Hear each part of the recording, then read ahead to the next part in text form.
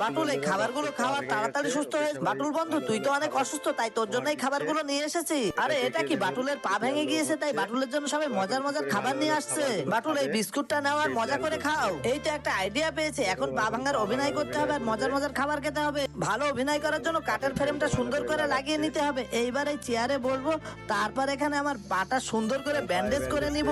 এই তো আমার ব্যান্ডেজ করা প্রায় শেষ হয়ে গিয়েছে। এবার আমি আমার পাটা ঝুলিয়ে রাখি, সবাই ভাবে আমার পাটা ভেঙে গিয়েছে। আরে সবাই দেখো, কালো আবার চিৎকার করছে কেন? কালো আর আবার কি হলো? আরে আমার পাটা ভেঙে গিয়েছে, আমাকে তোমরা কেউ কিছু খাবার খাও। যাও তো তোমরা কালুয়াকে তাড়াতাড়ি এখানে নিয়ে আসো। আরে কালুয়া বন্ধু, তোর পাটা তো ভেঙে গিয়েছে, চল আমরা তোকে মজাদার খাবার খাওয়াবো। আরে ওই দেখো, কালুর যে পাটা ভেঙে গিয়েছে সেই পাটা দিয়ে কিন্তু হেঁটে আসছে।